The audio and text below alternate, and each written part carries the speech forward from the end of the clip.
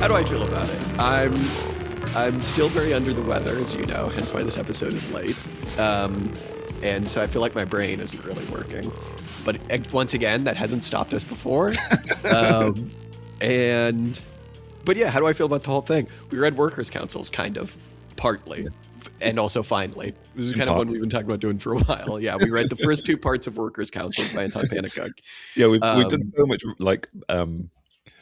reeling back. We know we've made promises. We've promised to read this, and then we've read other things instead, and then we've promised to read this, and then we've actually ended up reading half of it, and we promised to read it in a particular deadline, and then we've already overshot our deadline. So, classic. We've underproduced and missed our deadline as well. But yeah, potentially underdelivered. Such is the nature of this. Well, you know what? We were just talking about this. I was under the impression this was a lot shorter. This is just a book. This is just a full-on book. Hence why we only read the first two parts. Also, my copy is just like the most dense block fucking font. Like, it's so intimidating to look at and hard to read. But having said all of that, that's definitely Anton Pannekoek's fault. Yeah. Thanks a lot, asshole. Having said that, I thought this was amazing. I really loved this. I really thought this was incredible. So the way this work is written is it's split up into 5 parts. And it's kind of Pannekoek's, like, I don't know, I suppose like magnum opus, at least when it comes to communism, also well-known astronomer. So I would imagine people that know things about astronomy maybe would have a different opinion of what his magnum opus is. But this is split up into 5 parts: the task, the fight, the foe, the war, and the peace, the war being World War II. And the first bits of the book that we read, the task and the fight, are kind of like him outlining or laying out what a socialist economics is, and then the difficulties to getting to socialism, and then also in just like the briefest way possible explaining what socialism was, which I thought was very funny. But it's basically just his politics, his economics. I found it startlingly close to Marx compared to like most things, especially that were coming out of this era, because this was written in Nazi-occupied Holland, which is insane. I think the bits we read were written in 1942. He's a lot braver than I would have been. I probably wouldn't have been writing like seditious communist material in Nazi-occupied Holland, but good for him. But yeah, in the most part, this is like, I guess, just one of the foundational texts of council communism. I suppose it's this and the fundamental principles. And, you know, when it comes to space for hope, I think you can take this one of two ways. You can take it as, oh God, we're not getting socialism, or you can take it as, oh, we're definitely getting socialism. But I really enjoyed like every part of this. I thought this was excellent. Yeah. I don't know. What about you? I found quite a lot of scope for optimism in this. Yeah, why not? We'll take what we can get, you know. Yes, I did enjoy reading this. Listeners might remember that a few months ago, perhaps, we read a couple of essays about the fundamental principles book that we read way back when, and one of the criticisms that was raised was that the group of international communists don't really outline very well what they intend by workers' councils when they talk about workers' councils. And the retort that was given was, well, don't expect that from the group of international communists. Go and read Anton Pannekoek's book, and those two books are meant to be sort of like read in conjunction with one another. So I took that as a bit of a provocation and identified a failing and thought, well, perhaps it should make some effort to engage this book. Yeah, and I similarly really enjoyed it. I think there is this kind of interesting to hear you say about like him providing a very Marxist, I suppose, analysis. One of the things that I sort of come to expect from council communists in some respects is to be both the most faithful co-travelers of Marx or inheritors of Marx, but also a sort of a political tendency which is or sort of developing into the future or taking new inspiration from current and present events. I mean, I don't know what the council communists such as they exist now are contributing, so I don't know how far that goes, but this book definitely fulfills that for me, I think, of like both being firmly in a tradition and also being at the sort of progressive forefront of that tradition. So, um, yeah, and then also, yeah, I think I sort of had expectations for this book to be. I mean, there are historical sections of it, but I thought it was going to be more thoroughly practical, I suppose, either delving into the practicalities of how workers' councils have existed in history or how they might interrelate to one another. But yeah, it's interesting. You're correct to also point out something that I experienced was just how broad this book is. It's a magnum opus. It's a political statement in and of itself. So it has to lay down some core principles. And yeah, in some respects, I feel like they align very much with my understanding of what socialism is and what revolution might be. And that's not a surprise, given that quite a lot of that stuff comes from having read the Fundamental Principles book, but also other things beside. So yeah, I feel like what we're engaging with here is a theory of socialism that we have introduced before or experienced before, but I've learned new things from as well. So yeah, Yeah, absolutely. I think a few things to add that. I think the idea of like who is the most faithful ideology, either in economics or in politics, strategy, whatever, to Marx is a really interesting question, because on one hand, it's like, well, no one since Marx and obviously before Marx has really like been able to wrap their head around the inner workings of the capitalist economy in anything approaching the way that Marx was able to, right? So on one hand, you always want to be like, keeping an eye out for people whose economics, obviously, and politics then like mirror Marx's, which is to say nothing of how Marx's politics like always changed over time. I'm just saying that like you would expect someone that is that well informed, especially by the end of their life, to be, have quite a firm understanding of what it would take to cause the class as a whole to like do revolution, right? But on the other hand, it's also like, well, Marx was also alive, 150 years ago, whatever. It's like, to what extent is it a good thing to be saddled with, the most faithful to, 1860s Karl Marx living in like, I don't know, wherever he lived, like London or whatever. But I think in this context, what you're right, when you talk about the councilists, like I don't know, it's funny. It's almost interesting to have finally come to this book after reading so much stuff that was influenced by council communism. And especially I kind of mean like more ultra lefty kind of stuff, more communizer kind of stuff, because this is a really like refreshing, I think, return to a lot of those really fascinating ideas that are found in, ideologies like that. While at the same time, I think remaining quite rooted in the original principles of Marx about like, the working class, obviously the proletariat, and its relationship to the kind of like forms of accumulation under capital. So I don't know. To a certain extent, I think that they kind of keep all of the really necessary stuff about Marx's politics and Marx's economics, especially in this book, which obviously like begins with this faith in their sociological project and faith in the proletariat as a class and what it needs to do. And there's like no element of paternalism in this at all. There's no element of telling workers what to do, if for no other reason than they recognize, and this is something we read about way a long time ago when we read about Marx's kind of like views on revolutionary terror. Like they recognize that there will always be some element of like more advanced parts of the working class, but you start to slip into paternalism when you kind of try to get a class to do things on a political project that it's not ready for.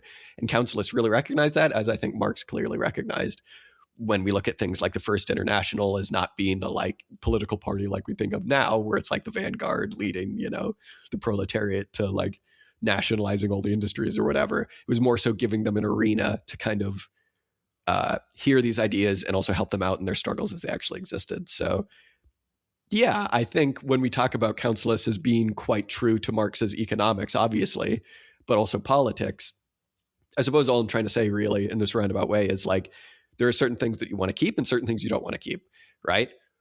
When we read the Isabel Guerrero, she was really like don't just read the Critique of the Gotha program and be like, everybody needs to do that for their political project. But the councilists are kind of just saying, just do that for your political project. But I think the core tenets of Marx, specifically in his later life, is both, or is most, I would say like the red thread most exists with a council communist movement. Hmm. Yeah, there's definitely an idea that we've encountered in previous readings, which says that the emergence of the workers' councils during the revolutions of the earlier 20th century can be conceived as being the first kind of like novel political creation of a sort of mature or maturing working class. The assertion being that a lot of the things that came before are analogues of things that exist in capitalist politics or even pre-capitalist politics. And there is something which almost like forces the Council Communists into an alignment with some of the core tenets of Marxist politics. If you say that what's novel and exciting about the workers' councils is this creation that's purely of the proletariat, of the working class, not something that could have been predetermined or pre-designed beforehand, but which is an emergent property of struggle. And Pannekoek is constantly reiterating, that we can't actually plan necessarily for how this structure is going to work, or we can't know how these things are going to develop in the future, or recognizing waves of struggle, which every time there's a sort of an ascendant new wave of struggle, it's creative of new things, I suppose. So yeah. It's this tenet of this core tenet of Marxist politics to say that the work of overthrowing capitalism is the work of the proletariat. The work of liberating the workers is their own task and not one of some external do-gooder, I suppose. And that's the thread that connects these two tendencies, I suppose, or that tendency back to Karl Marx.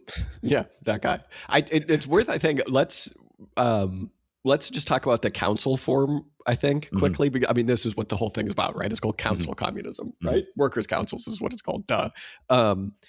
And Pannekoek he's doing the thing where he's really trying to make it clear that this is something qualitatively different from unions, right? Unions, he says what is, I think, quite true, especially if you've ever been in a union before. Like, that's an organization of the workers, right? But it's one where there's very much a division of tasks and responsibilities between the kind of like officials, the staffers of the union, and the members of the union, right? It's something that's run by like a bureaucracy. You know what I mean? And it's also something, this is where you can kind of take some of the more later stuff that's influenced by them. It's like, this is very much something that like verifies the class in itself, right? It's like, you are workers, you're getting the best thing you can.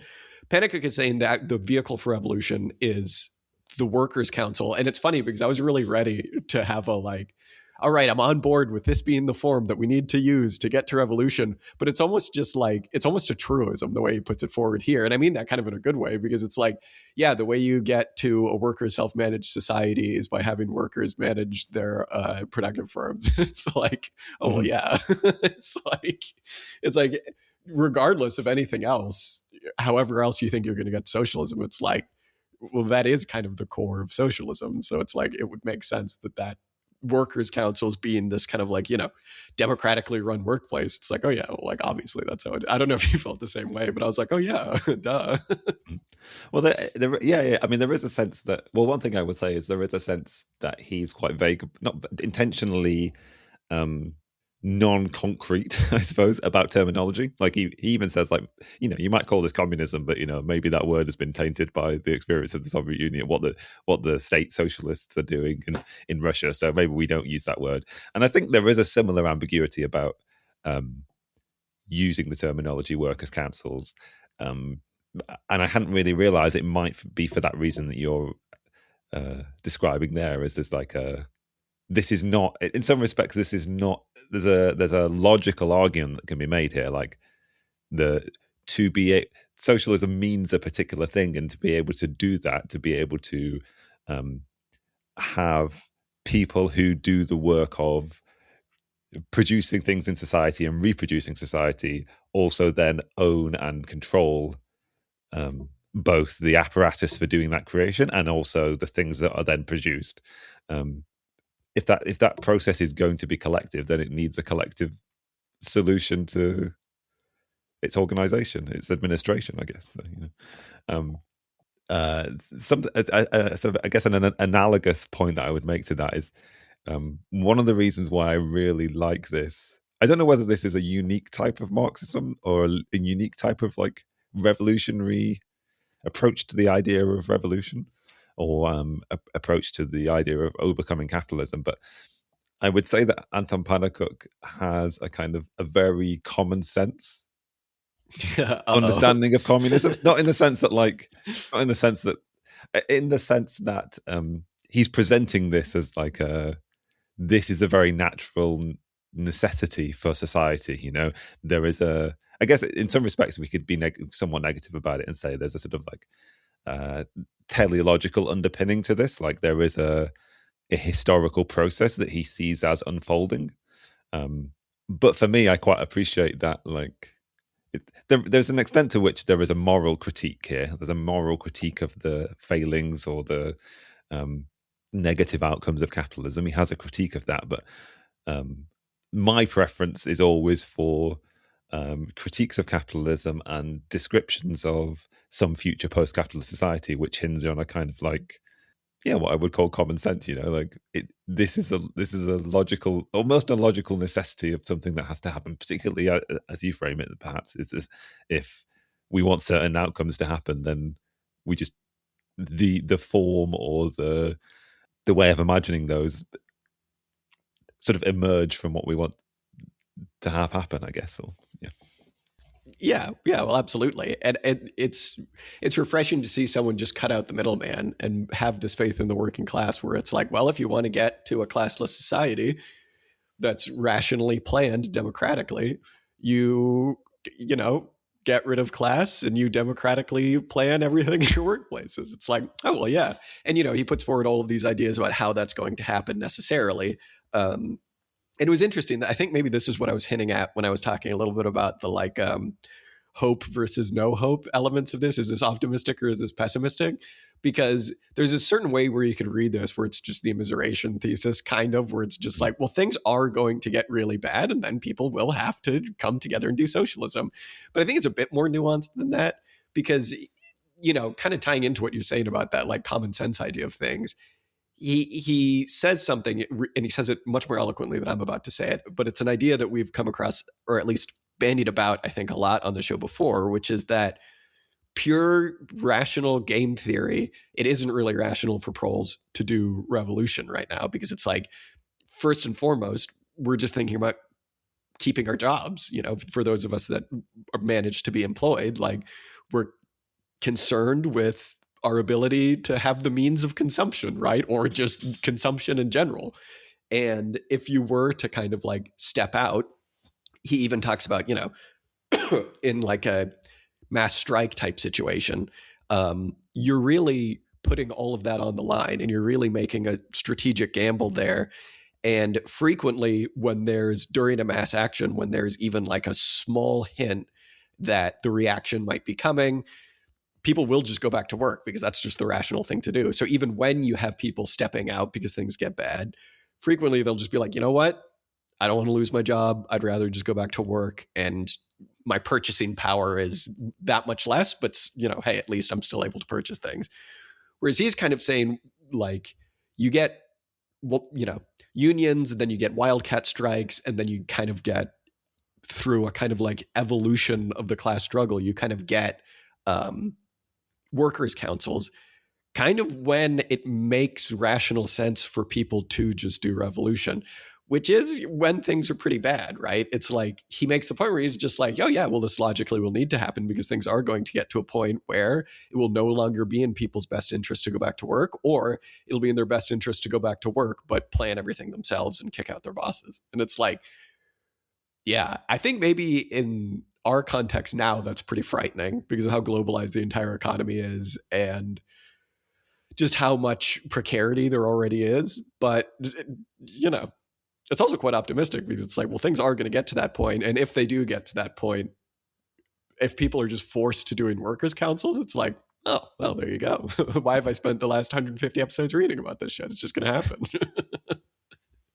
Yeah, my experience was a similar one of like almost like that it would be a natural outcome of the development of the history of capitalism, if not now, then at some point in the future, like um, a sort of rise in consciousness in workers, and a requirement to implement sort of communal productive relations, socialist productive relations is almost like a um, I experienced as a bit of like it's almost like a foregone conclusion. I can have some confidence in like, but like being a bit more material about this, I suppose. Like, we have identified this idea in the past that the conditions for revolution as they existed at the beginning of the 19th century don't exist in the same way now.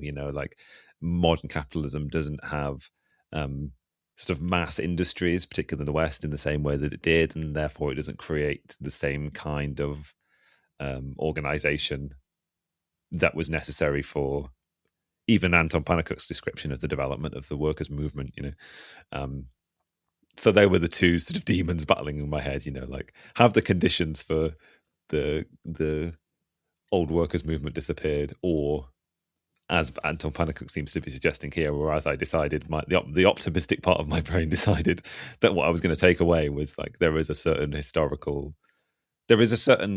universally at all stages of history there is an opportunity structure for socialism, I suppose, is what I'm saying.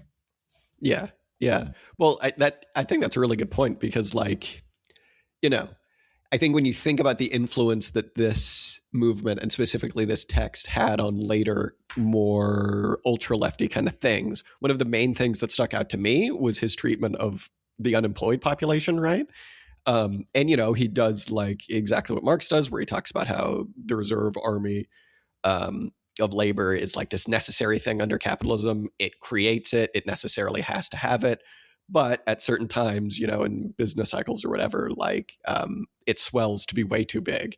And that puts downward pressure on what are supposed to be the, rising living standards of the proletarian class that's supposed to be happening. That just doesn't happen, right, in these times because wages are depressed, living standards are depressed because capitalists can just pay people less because there are so many people that need jobs.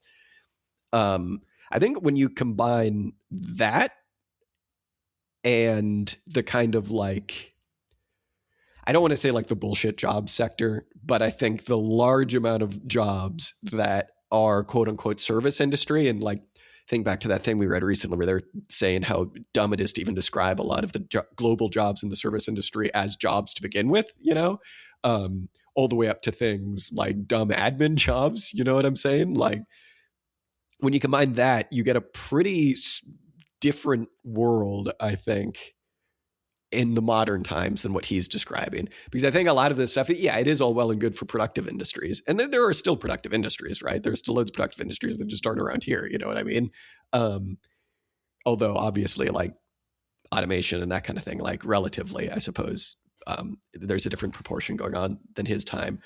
But it's interesting because like I'm still really drawn to his ideas of like the necessity of the class to act like this. But I think you're right. It does feel like the defining features of our time are like precarity and unemployment on a scale that is like, well, how does that fit into what he's talking about? Does that make sense? Mm-hmm. Yeah.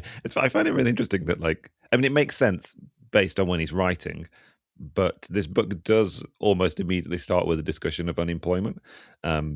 And he sort of, when he's writing in the wake of the crisis of the 1930s, I suppose in that instance, you're transitioning from an experience of sort of like high employment to sudden mass unemployment.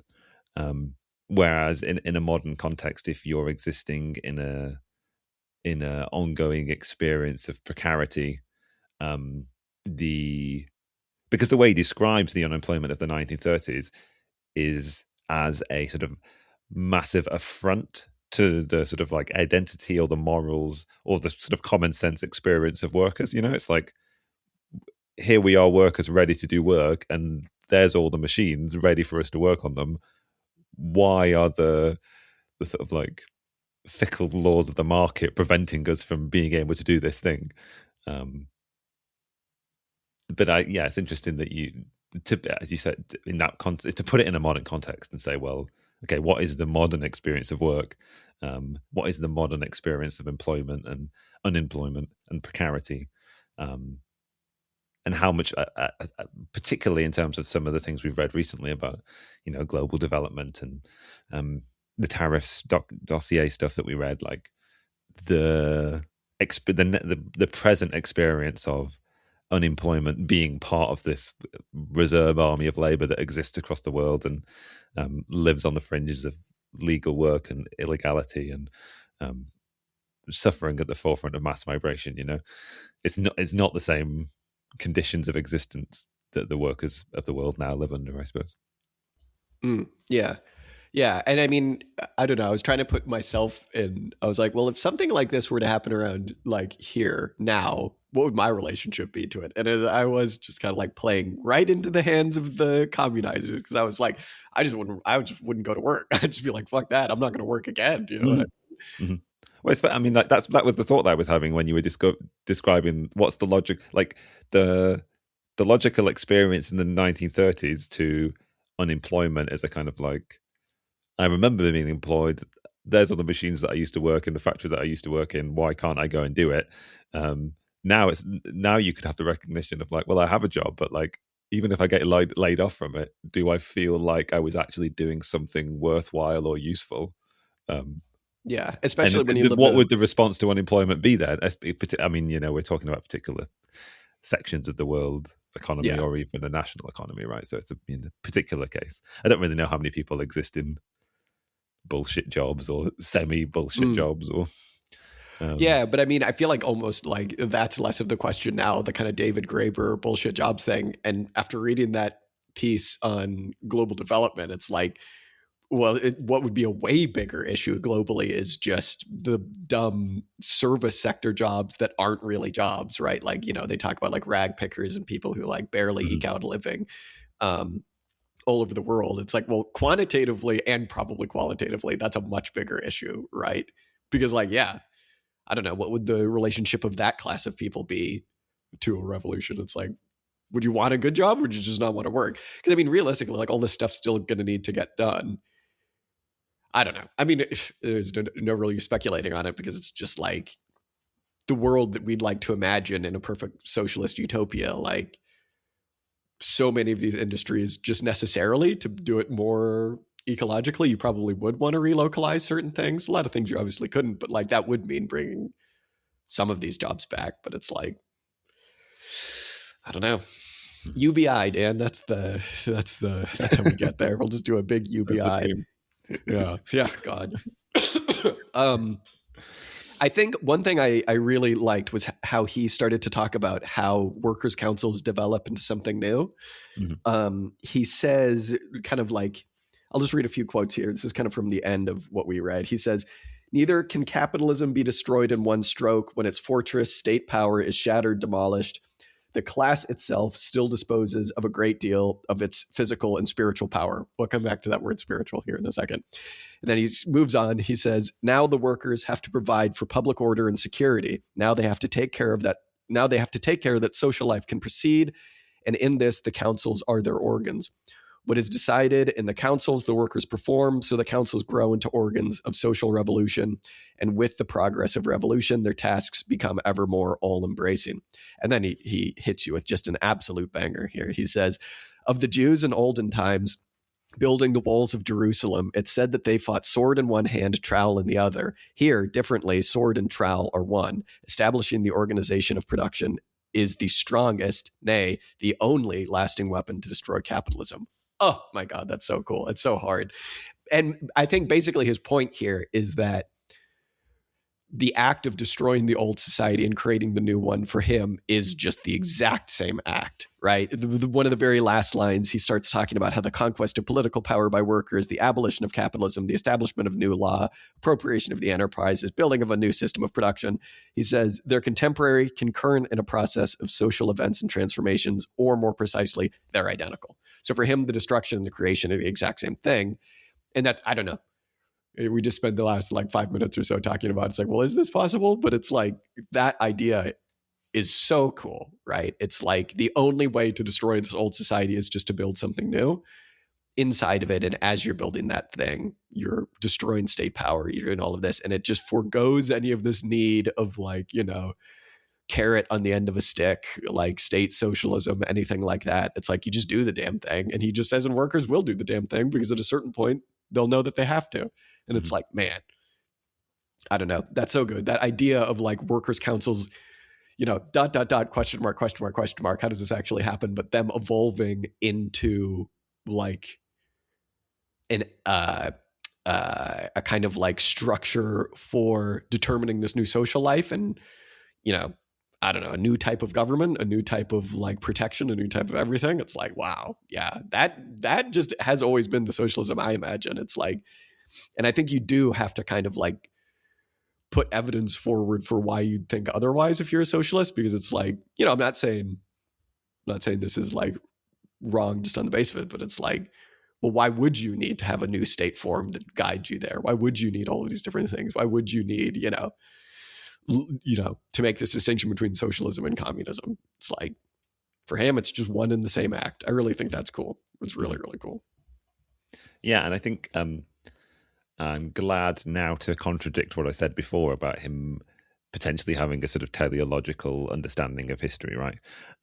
In his approach to revolution, that's definitely not the case, I don't believe. Like, he definitely talks about a particular evolution of the workers' movement, and it says some really interesting things. And I suppose you'd call his approach dialectical. I think it's quite a good elaboration of what that would be, what that means, without actually using any of that terminology, right? But so he talks about the early workers' movement taking the form of sort of like trade unions and movements for strike action. But then he talks about how, though the trade unions can be sort of co-opted into the structure of capitalism, how at certain like more developed stages of the history of capitalism, it becomes a necessary thing to have the workers be an acknowledged section of society and have them have deliberate acknowledged representation and have a particular structure within the overall running of capitalism. So it's this kind of like back and forth process, and he talks similarly about the workers striving for political rights, and some sections of capitalism recognizing that at a certain level it is good to acknowledge the necessity to have certain global universally agreed rights for all peoples, and this being something that can begin as a sort of workers' demand, or a demand of the oppressed, but it becomes recognized as something which can be incorporated into capitalism. I feel like I've gone off on a bit of a tangent now, but the point that I was trying to make about him not having a teleological understanding of revolution sort of comes about when he's talking about the Russian Revolution, because he's talking about what the workers create is something which is appropriate to the history that they have already lived through, which is strike committees, right? There's this new phenomena of the mass strike, as we learned about from Rosa Luxemburg's famous essay about the mass strike in Russia. But you have this spontaneous necessity to create strike committees to sort of like run and administer that sort of like political process where you're sort of like in tension with capitalism, but potentially, as I was just saying, like still maybe operating within the norms and boundaries and realms of the established system. But then he describes the Workers' Council, the Soviet in Russia, as coming about. It's basically under the conditions of revolution. There's this process of the normal functioning and running of society breaking down, and this thing that has been brought about through the sort of like normal functioning of a strike has to now take on this new form, which is entirely emergent from the conditions it's existing in. So it would be wrong to say that like we need to build workers' councils and then we can have a revolution. It's more like, in his analysis, like you have a revolution and then things are emergent from that. Here I'm trying to speak to what you were just saying about like the revolutionary process being an emergent and unfolding one. That's not quite the same as also saying that it's one and the same process. But I definitely agree with what you're saying there about like not having to just draw this like distinction between capitalism and socialism. If you draw this line between capitalism and socialism, you're never actually going to cross it, I don't think. Yeah, absolutely. Yeah, I think that's very well said. And I think that gets on to an idea of like, I kind of had this idea when I was reading that bit specifically, where I was like, this is an interesting inverse to kind of what we've read in like the Jasper Burns book or things like that, kind of more modern communizer stuff, where it seems like Pannekoek says, you know, you have the revolution, then you have councils, then the councils just necessarily kind of become something like communes.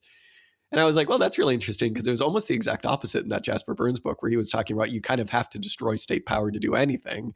So you set up these zones that eventually just become communes. And then you kind of figure out the productive apparatus stuff, like you figure out the workers' councils from there. It's a really interesting, I think, development of theory or an interesting like change. I think it definitely speaks to again, like the defining moment of our time being like capitalist crisis, but specifically to the proletariat, like unemployment. It's like, you know, I don't know. To what extent can you go council to commune and not commune to council when so many people just have this really negative relationship to work? But I don't know. I don't know if that really says anything, but I just thought it was neat that it was like, yeah, it's kind of reversed. Also, one thing I will say is this feels mainly because Pannekoek was, you know, older when he wrote this. It was surprising to me to be picturing this as being written in World War II. It seemed so modern. Like, I mean, that context seems too modern for this to be written. Like, I feel like this was the beginning of people either doubling down on state socialism or being like, you know, you got to figure out some other way to do it, right? Like, or just repudiating socialism, I guess. But it's really interesting to be reading this and being like, oh, he's talking about all this, and it's like 1942. That's crazy. Yeah, I guess I also need to remember how long ago that was now. You know, but yeah. But I mean, my experience of that, and I don't know whether this is what you're describing, would be to say that like what's really interesting in this is how this has all the core tenets of like a more mature left communism, or sort of like ultra leftism, or sort of communizer set of political principles. And it's really interesting to see them all basically just described in full in this book from the 1940s, you know, and whether it's the sort of like critique of trade unions as being part of capitalism and not part of a revolutionary process, or, you know, any number of other things. Like, so much of the core tenets of that are in this kind of thing.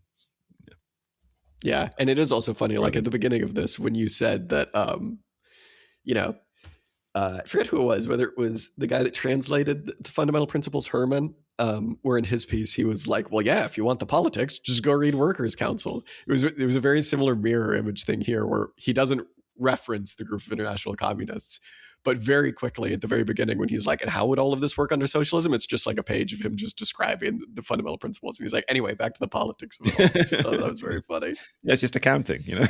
Yeah, it's accounting. He's like, duh, and everybody gets paid the same, like whatever.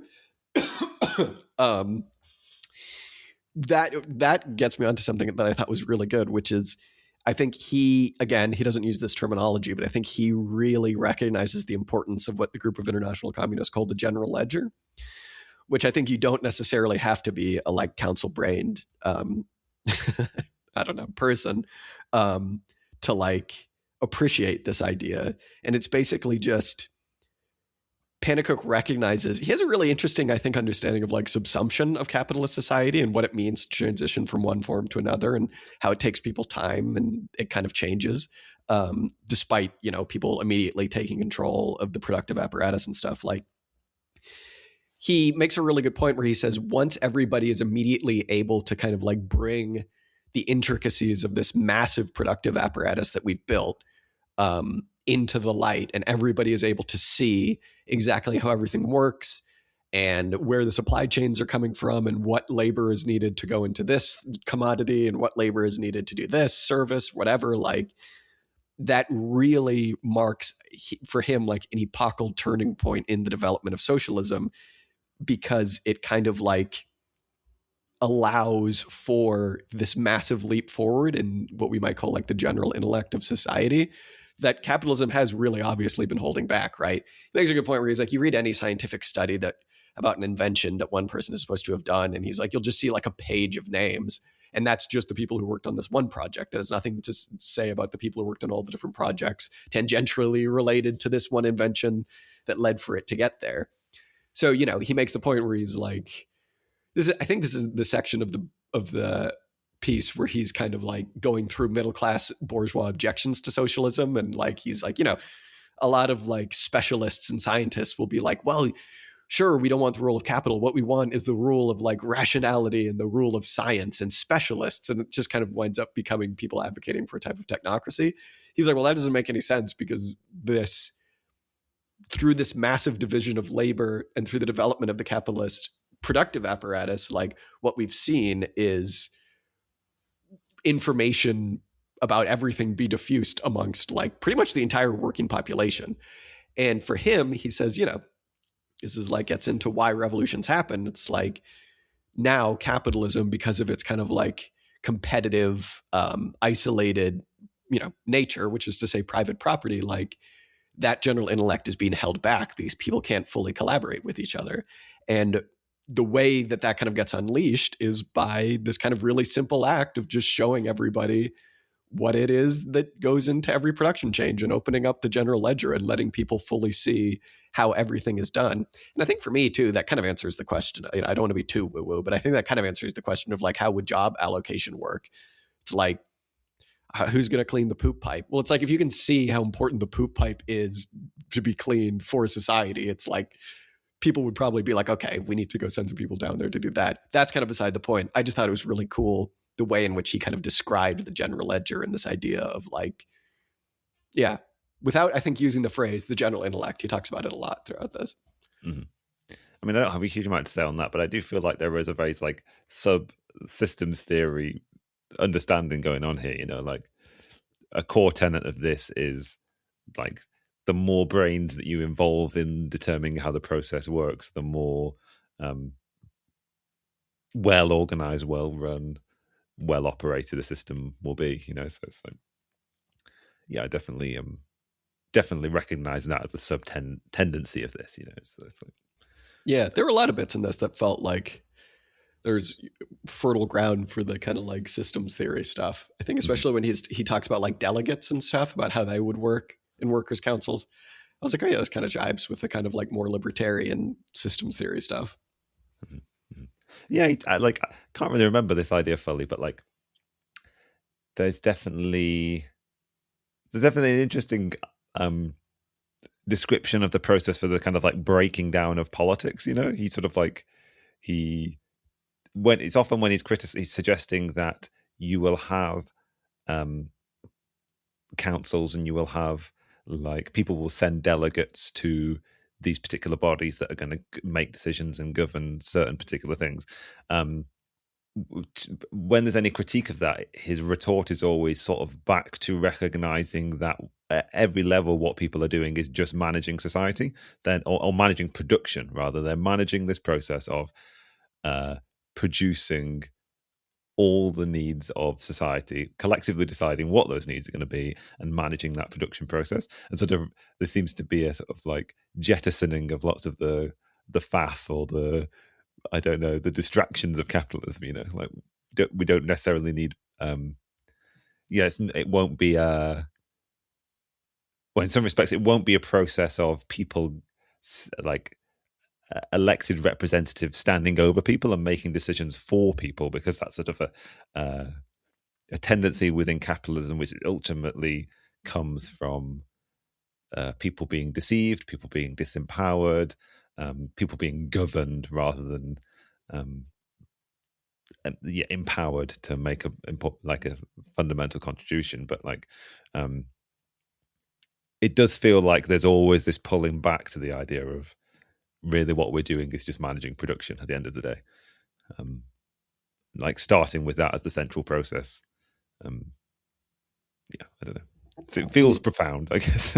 Yeah, well, I mean, when you think about it, it's like, I think it's easy when you get caught up in a lot of this like economic stuff to be like, to think of production as a concept that's quite abstract and quite alien. But it's like, you said this to me once a long time ago, where it's like, capitalism just fundamentally obscures what it is that we're doing when we get up and go to work every day, which is collectively recreating society together. It's like a form of autopoiesis, right? Where it's like, we're all doing something in our minor way to collectively build society. Now, like, the problem with capitalism is that it's like not a society that we would want or that is in our control at all. It's like production rules us, whatever.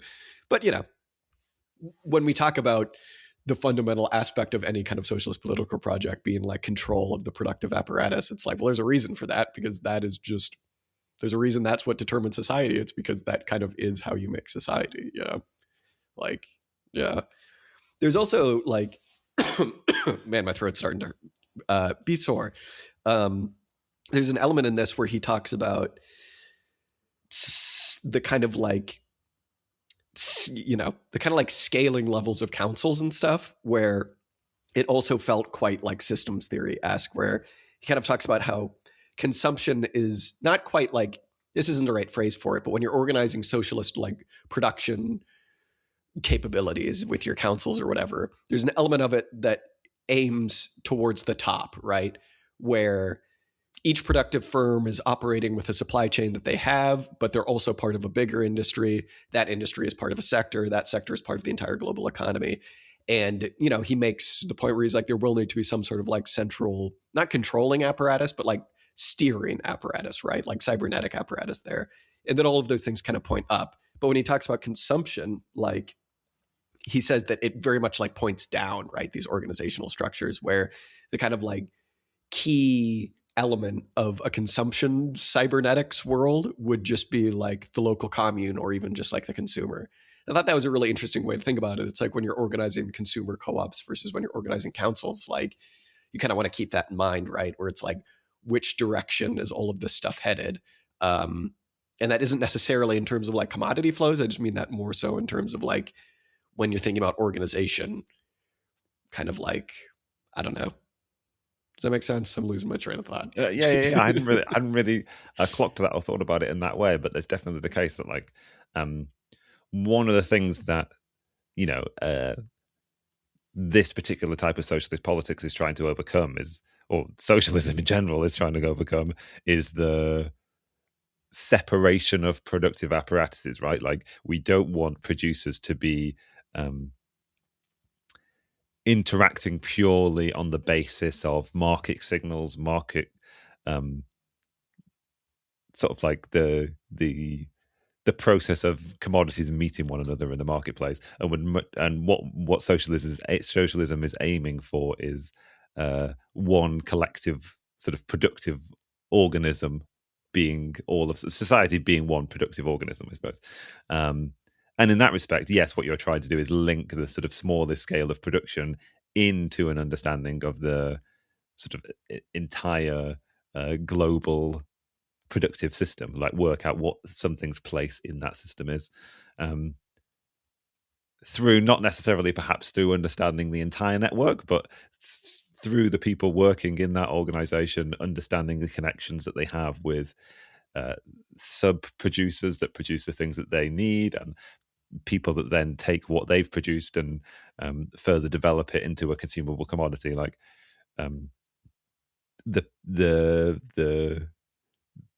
there is a process of autonomous operation in a chain where like a global understanding is created through a particular local understanding, kind of thing. But I hadn't thought about it.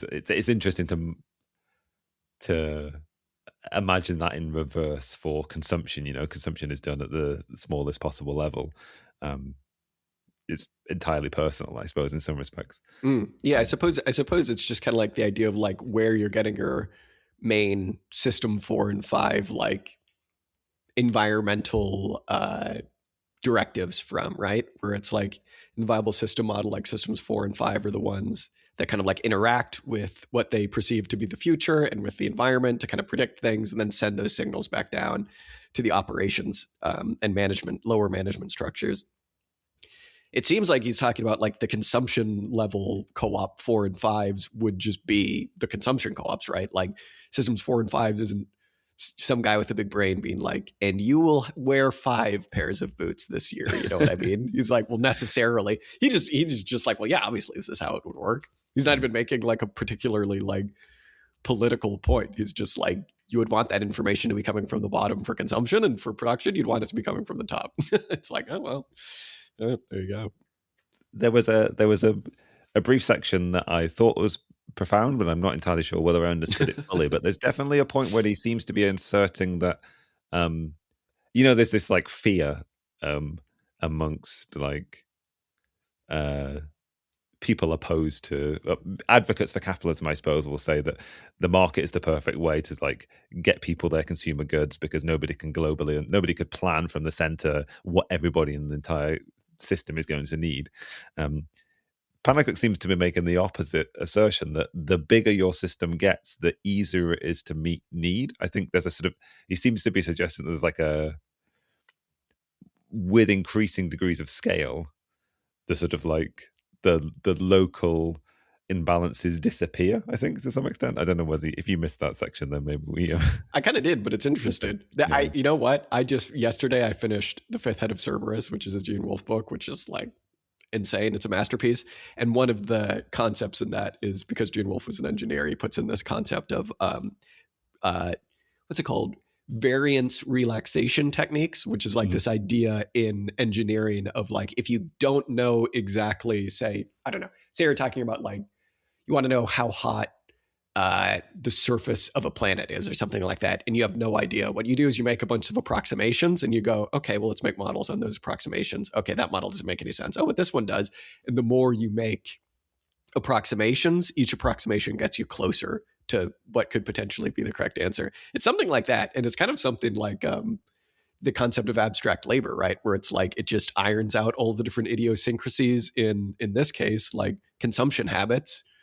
And you just kind of go, yeah, that gives you this kind of like mean to work with. 25% of people are going to do this, 25% of people are going to do that on this end. But for the most part, if you have a big enough system, yeah, you're able to kind of predict things, you know?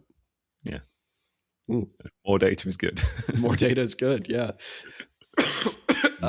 Last thing, what did you make of his take on the Russian Revolution? We gotta get there. Yes, yeah. It's more like the Communist Party, I guess I should say. Yeah. I suppose my understanding of his argument is to say that the Russian Revolution was almost doomed to failure in some respects, and he uses this terminology of like Asiatic mode of production, which yeah, I know, is a little maybe taboo, but like, all right, Mr. Western Europe sitting in Holland, like, but basically because he makes the argument because he's making the argument that like the capacity for socialist revolution is dependent on a certain level of development of both the productive apparatuses, not in a kind of like Stalinist sense of like we've got to be able to produce X amount of steel before we get to describe ourselves as socialist, or maybe in a Star Trek fantasist way of like we've got to be able to have replicators before we can have socialism. It's not necessarily that, but like there has to be a certain, obviously all of this idea of socialism is predicated on a certain growth in capitalism which interlinks workers in a way where there is no possibility for a return to like small scale production, a sort of like return to some kind of like conservative fantasy of everybody goes back to being a farmer or everybody goes back to being a small shop carpenter kind of thing. Because we now live in these systems where workers are in these like mass production facilities where machines take loads of people to operate. The only option really, if you are opposed to the private ownership of the means of production by the capitalist class, the only real option is to socialize production. And that reality brings about a certain level of sort of consciousness in the working class. He seems to be making quite a like fundamental, not critique, but like have a description of conditions in Russia in the time, which sort of like almost foreclosed the possibility of a revolution of the type that he's describing, because of the sort of like immature development of the Russian economy. This is where this idea of Asiatic comes in, right? Because really all he means by that is there's a fuck ton of peasants in Russia, right? Not really Yeah. like, we're not really talking about the kind of economy that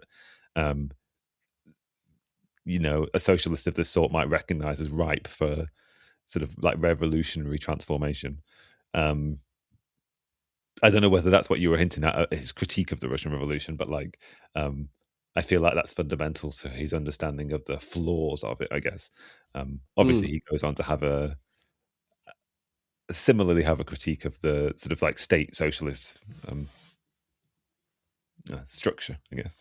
Well, the state socialist thing, it's like, yeah, whatever. Obviously, that's not socialism. We can move on from that. But like, yeah, I think he takes it one step further, though, when he's talking about the backwardness, quote unquote, of Russia, because he's talking about how, like, he makes what is, I'm not sure I fully understand it, but it seems like it's a compelling point where he talks about how the Communist Party as a form for revolution is really specific to places like Russia. And the reason it hasn't been able to catch on in places like Germany, England, America, whatever, is because it was specific, but it has caught on. And I guess you wouldn't really know this, but it did eventually catch on in more places that were more underdeveloped by capitalism. Angola, something like that, right? Like, he talks about how capitalism for the average Russian peasant was viewed as this foreign thing, this thing that was alien to its natural way of life. Because more or less, like, it was a lot of like foreign financiers coming in and like taking the dues that were given to like the aristocrats that the peasants paid or something like that, right? And so for him, like, the thing that made the Russian Revolution really succeed, well, I should say the Bolshevik coup really succeed, was the fact that they freed peasants from their dues. And they just said, okay, break up all the estates. You guys can have all of the land. The peasants were like, fuck yeah, the Communist Party rules.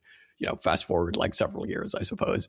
But like, for him, he's just kind of saying, for most of the rest of the world where workers have actually seen their working conditions at first plummet in early capitalism, but then kind of like get a little bit better in capitalist times when there are boom times. Obviously, he talks about, when there's a crisis, this all gets thrown to hell. But like, and there's also a theory of like colonialism and imperialism, I suppose, that also goes along with this. But for him, he's like, a lot of workers don't really view capitalism as this alien thing. They kind of just view it as the natural way of life, for better or for, well, obviously for worse. But for him, he's like, that's why you can't have a communist party of the type that we saw in Russia come to power in somewhere like England, because workers just wouldn't get that. They're like, what are you liberating us from? This is just kind of the normal way of living, which, is like the fundamental thing. Like, he uses this term a lot all throughout this, and Marx does this as well. He's pretty much just cribbing straight from Marx, and especially early Marx, where this was kind of his whole bread and butter, where he's like, bourgeois political economists, like, they confuse society with what's natural. They think that there's something natural in capitalism when really it's just the society that we currently live in, right? Like, workers do the exact same thing. And for him, I suppose that's the reason that the Communist Party is not a form to be like idealized the world over, which is a compelling point. It's interesting. It's like, here's why you can't just do Blanquism everywhere, Mm. It sort of harkens back to what you were saying before about like this hard distinction between socialism and capitalism, I suppose, and the revolutionary process being like it appearing as a hard cut or not. Like, I suppose there's a sense in which the Russian Revolution, as described there, appears as a hard cut, but really it's because it's promising a return.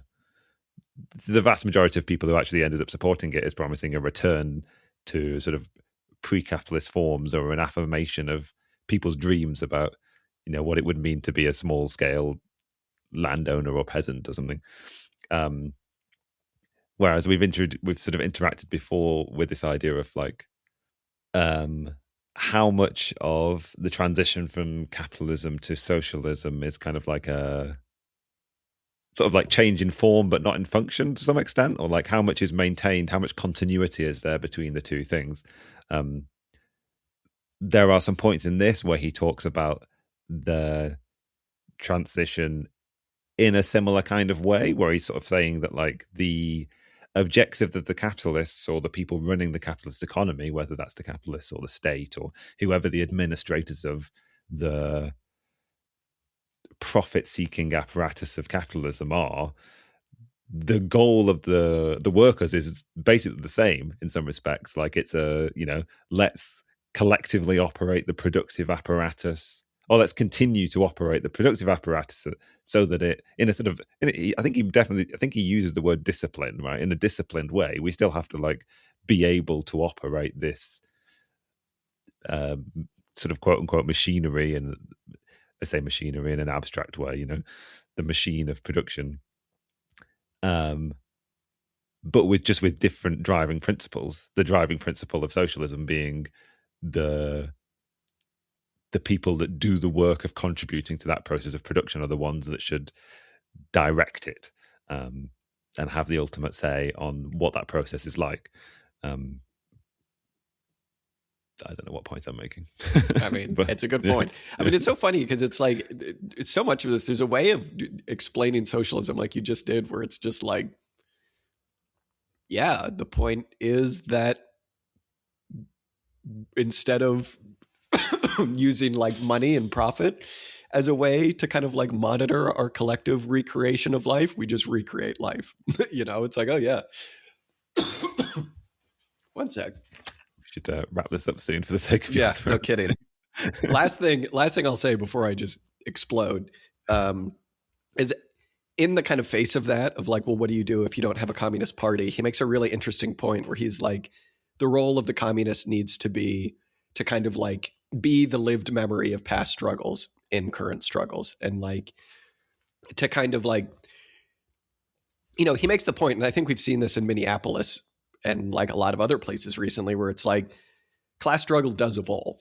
Workers do remember what worked and what didn't work in past struggles.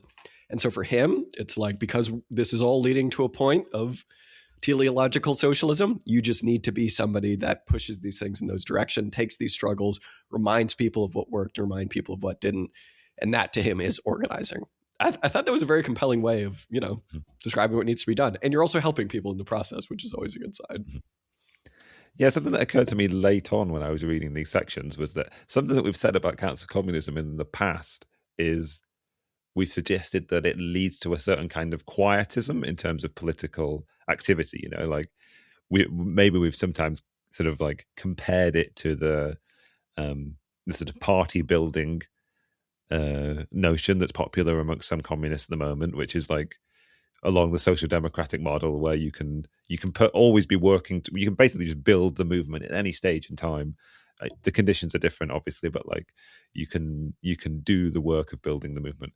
And in the past, we've come away from readings about counter communism with the idea that counter communism points in the opposite direction. That you're really waiting as an activist. You're forced into a form of waiting, I suppose, for the conditions to be right, for the level of immiseration to be correct, and by and large, simply just for the consciousness of the workers to be such that they're spurred into doing something. The only thing I have to say on that is I got none of that when I was reading this. I mean, obviously you've just like said his what he advocates people should do.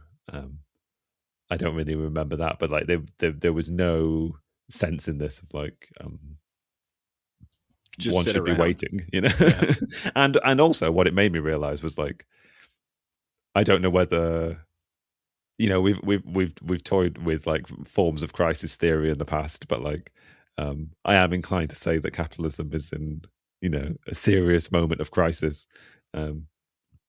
In terms of his description of opportunity structures, I guess like there is a real opportunity now, like with like there are ripe conditions, I suppose. So there are struggles that exist and that need people to help orient them to see, what it is that's causing those crises. Mm-hmm. It sounds obvious. So much of the councilism stuff just sounds obvious when you say it out loud. It's almost too obvious. It's like, Common sense, you say? It's common sense, the good common sense, socialist common sense. God. All right. Well, I can feel another coughing fit coming on, and I really have to go pee. So I think we would have to end this. We will be back, I think, at some point to talk about the next parts. Yeah, there's lots to say. Yeah, exactly. But the next parts seem to be much more specific to his time. So I think that's why we split it up like this. But auxiliary statements promise we will finish this at some point. All right. Thank you very much, Dan.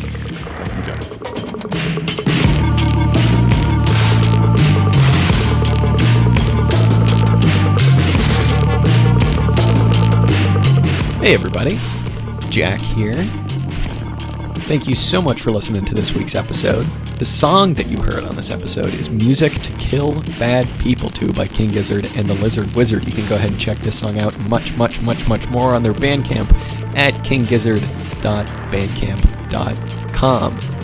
If you want to go ahead and get in touch with us, chat shit, tell us that we're wrong, whatever you want to do, you can go ahead and do that at auxiliarystatements@gmail.com. You can just send us a message there, or you can get in touch with us on Twitter, on Discord, on Instagram.